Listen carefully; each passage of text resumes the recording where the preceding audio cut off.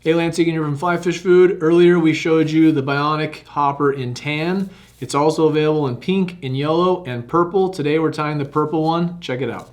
Dude, that's a big brown, bro! Alright, let's get started on this purple Bionic Hopper. We shared with you earlier the tan version. This is the same fly, just in purple. It's also available in pink or yellow if you want to tie the cylinders in different colors. So it's got a purple cylinder to it. So this time I've got a Gamakatsu S10 in the vise. This is a size 8. You can do these in 8s, 10s, 12s, 14s. You do them in 6s, whatever you want to do. This fly I usually tie on either that hook or the Tiemco 100 is the other standard for me. Just wanted to show you the two options since we did the tan one on the Tiemco. This one's on the Gamakatsu. Alright, so I've got the hook in the vise. I've got some Danville 140 thread. This is just purple 140. I need it to be relatively strong to latch down the foam and so on, but not so thin that it cuts through the thread. Sorry, it cuts through the foam. But I need enough strength on it to really latch things down. So I've started the thread, moved it back to the bend of the hook. First step is, like the other one, a little unorthodox. We're going to add a little hot spot, some little orange crystal flash, UV orange, hot orange, fluorescent orange, whatever color you like. You could even do them in red, has worked pretty well. The next step of this is adding the part that makes me call it bionic. It's the cylinder, much like the bionic ant. You can see these cylinders have little segments to them already kind of built in based on when you cut the foam. So I use the Upavon foam cutters, the little cylinder foam cutters that we sell, and I believe this is the 5mm tool, and just cut it out of a block of foam. We can put that in the material list here at the bottom so you can see what that looks like. You can check it out on our website. But they're easy to make. You can get them in different sizes to adjust for different hook sizes and for more buoyancy or less buoyancy. So before I tie this in, I'm going to adapt it just a little. By that I mean I'm going to give it a little some cuts here. So I'm going to flatten out the back end of it and taper it. So I'm going to cut down one side like that to make it flat. Then I'm going to cut little angles on either side of it to make just kind of a tapered end like so. Pretty easy.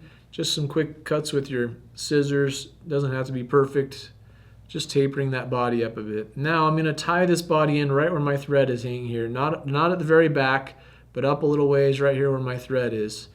Before I tie it in, I'm going to mash this foam, just pinch it in my fingers a little bit to flatten it, make it a little easier to tie in.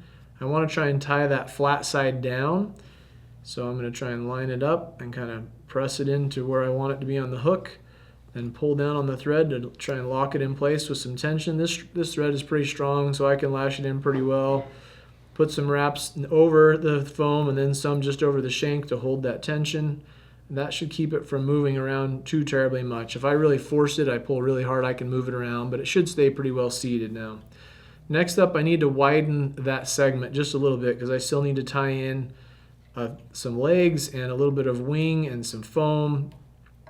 So I need to widen that segment just a bit. So I'm just going to kind of stretch the foam and pull it open a little bit. All right, next up we're going to tie in the foam wing. This has a few wings on it, but the foam wing. This is just 2mm sheet foam in brown. It's a contrasting color to the purple. I'm going to lay it over the top. I just cut a strip of it, kind of like that.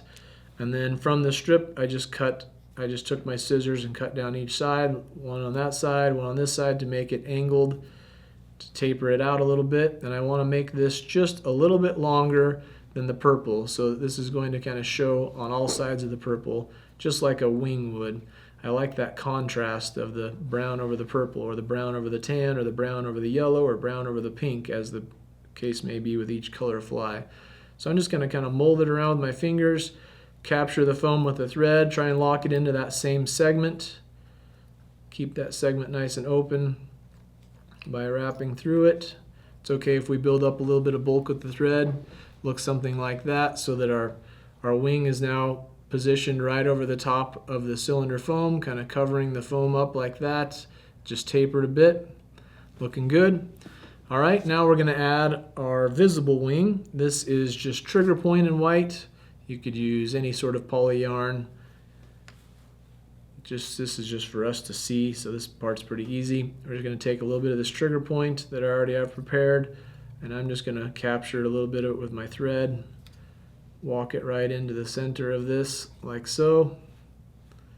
Then I'm going to try and capture that with the thread with some tension, maybe even push it forward to really grab hold of it, and then move it forward to hold it in place and really latch it in. Now it's not going to go anywhere. I've still kept my body intact. I'm going to trim this just shorter than the brown wing. That's just, again, for me to see. I don't need the fish to see the white wing. That's just for me to help find the fly.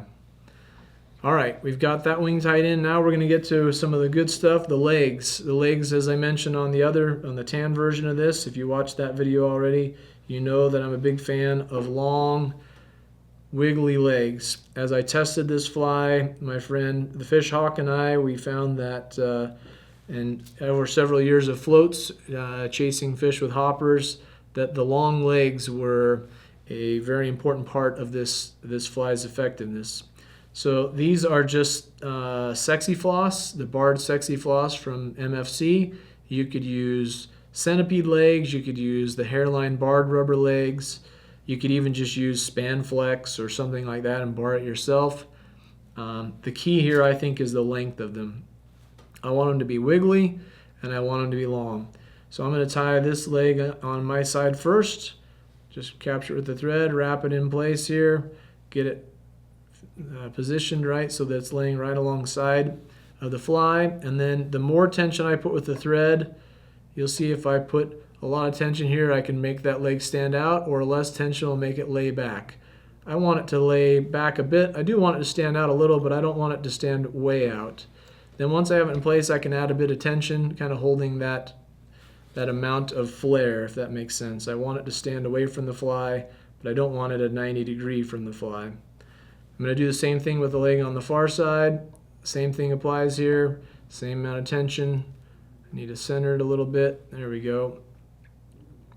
Get it to lay back the way that I want it to, and then I can put some tension in here towards the front. And we've got our legs locked into place. Now I'm going to move my thread forward. And at this point, you can, if you want, put some head cement on. What I like to do is come back when I'm all finished and put head cement on those little thread segments and into the legs so none of that will pull out. Then I'm going to trim these front legs relatively short. I'm going to give them a bit of a trim here. I want these legs in place, but I don't want them very long. So I gave those a hack. You can see how short they are.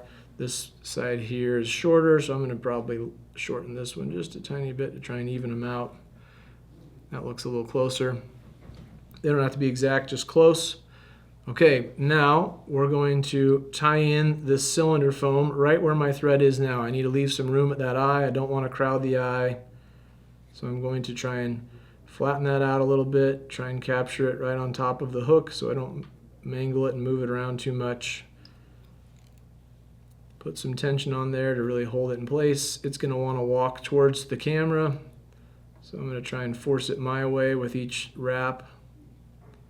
And I need to make this segment again wide enough, to capture my wing and also put in the foam wing. So now that's what it looks like underneath. It's relatively centered. It could be a little better, but it looks pretty good to my liking.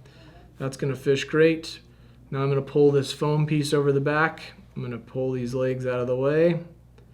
I'm going to try and keep the foam cylinder all centered and pinch that in place, kind of making the curve with my fingers. Then we'll check that, make sure I didn't mangle it too much. I moved it a little, but not too bad. It's still relatively centered. Looks pretty good. I think we're in good shape there. I'm going to widen this segment just a little bit. Still looking okay. Yep, we're there. Okay, now I'm going to use the rest of that white wing that I already had in place. I'm going to tie it in right on top again. Try not to get those rubber legs if you can. Pull them back with your fingers, lock it into place without too much tension, and then try and capture it with the thread or build up some wraps until you wrap right over the top of your initial tie-in point to really lock that yarn in place, like so. Once it's really locked in there, now I'm going to trim it to length. I want it about the same length as my rear wing, so we'll give that a trim. I usually pull on these just to make sure there aren't any super long, unruly fibers. There are a couple in there, but they're not too bad. I can probably live with all of that. We have our 2 tie-in points now. Next up, I'm going to fold this brown foam over and kind of pinch that wing in place, create a bit of a segment here. I need to try and move these legs out of my way. I'm going to try and capture this with the thread and pull it relatively tight, like so. Ooh, it was close. I frayed my thread with my dry fingers, but I survived it. You can see I've got a little bit of a mess going there, but it's not too bad. That'll fish just fine. Can clean it up a little with some extra thread. That foam wing now is going to hold this wing in place. It adds a little bit of breadth to the front of the fly. Kind of almost looks like eyes on the hopper maybe, but adds a little more width to that front part of the fly. Now I'm going to trim this foam off. I'm going to leave it relatively, I'm not going to trim it all the way flush. I'm going to leave a little bit of a flap there to try and kind of guide that wing back like that. Then I'm going to take my last legs, which I want to be contrasting. This is just Uniflex and Camel. It's kind of a brighter color than the other leg material that I have. Any sort of flex floss or span flex or anything like that could work for this as well. I'm just going to take some little pieces of this, elbow them in on each side, like so. One on my side, one on the camera side. Try and get them to where they're flared nicely in a fairly nice X shape. Put some wraps in to hold them with tension. Then I'm going to slide my thread underneath the whole fly, get it right to the eye of the hook. Now I'm going to whip finish with the trusty midge whip finisher. Put a few wraps in place there. Pull that nice and tight. I like to support the hook because I like to pull that really, really tight. Get rid of the thread. And our last steps here are just trimming legs and trimming this cylinder. Obviously, we're not going to leave that full length. We're going to cut that. I'm going to leave a head on there. I want that shape. I want that head to kind of stand up, giving us a hopper type profile. I don't want these legs to be quite this long, so I'm going to give them a little bit of a trim. Somewhere in that neighborhood. This guy here needs to be trimmed back. Maybe this one just a touch. We're looking pretty good though, nice little pattern there. And these back legs, you could trim these up a little if you want, but I want to urge you to try and resist the temptation to cut those back legs too short. Part of the effectiveness of a good hopper, in my opinion, is nice, long, wiggly legs. With every current that thing hits, those legs are bouncing around, just inducing some movement. Every time you make a mend, those legs are wiggling. I like to leave them long to begin with. If you need to on the water, you can go in and give them a little bit of a trim, but don't trim them too short. Leave them longer than you think. If they look kind of ridiculous, they're probably perfect. You can see they're out of proportion on the rest of that fly. But that's it, the purple Bionic Hopper. It's a low sitter, it's a fish finder, and I think you'll love it on your favorite hopper river.